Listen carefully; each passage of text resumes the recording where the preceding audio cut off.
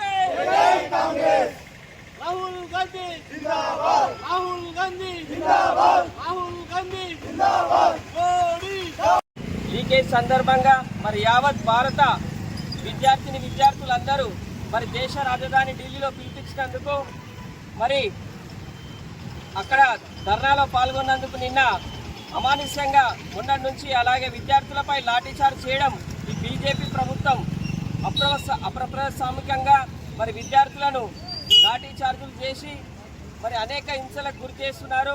కావున తగదు అని చెప్పి నిన్న మా పార్లమెంటు ప్రతిపక్ష నాయకుడైన మా రాహుల్ గాంధీ నేత మరి ప్రధాని ఇంటి ముందు ధర్నా చేసినందువల్ల మరి ప్రతిపక్ష నేతను అరెస్టు చేయడం చాలా విడ్డూరంగా అనిపిస్తుంది. ఇది అప్రసాదికం. ఇది మేము దాని యావత్ కాంగ్రెస్ పార్టీ తరఫున ఖండిస్తూ మరి ఇలా మోడీ గారి దిష్టి బొమ్మను దహన కార్యక్రమాన్ని చేగుంట మండల కాంగ్రెస్ పార్టీ ఆధ్వర్యంలో టీపీసీసీ మన మహేష్ కుమార్ గౌడ్ గారి పిలుపు మేరకు అలాగే దుబ్బాక కాంగ్రెస్ పార్టీ ఇన్ఛార్జ్ చెరుకు శ్రీనివాసరెడ్డి గారి పిలుపు మేరకు మరి చేగుంటలో ఈ ధర్నా కార్యక్రమాన్ని చేసినాం. ఎందుకంటే మరి కాంగ్రెస్ ప్రభుత్వంలో మరి ఎన్నో ఉద్యోగాల అవకాశాలు విద్యార్థులకు కానీ యువతకు కానీ మరి కల్పించిన దాఖలాలు ఉన్నాయి.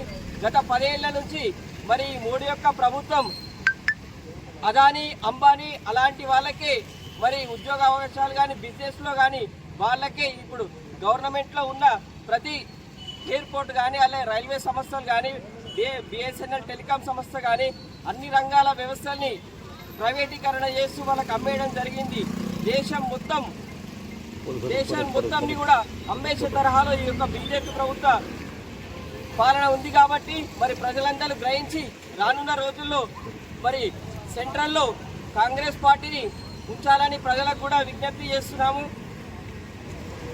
ధర్మేంద్ర ప్రసాద్ గారు వెంటనే రాజీనామా చేయాల్సిందిగా కాంగ్రెస్ పార్టీ తరఫున డిమాండ్ చేస్తున్నాము. అలాగే అమిత్ షా గారు కూడా ఈ నిన్న జరిగిన నిరసన కార్యక్రమానికి విద్యార్థులను లాఠీచార్జ్ చేసినందుకు మరి పోలీస్ యంత్రాంగాన్ని, పోలీస్ శాఖకి హోంశాఖ బాధ్యత వహిస్తున్న అమిత్ షా గారిని కూడా రాజీనామా చేయవలసిందిగా కాంగ్రెస్ పార్టీ తరఫున డిమాండ్ చేస్తున్నాము. జై కాంగ్రెస్, జై కాంగ్రెస్, జై కాంగ్రెస్.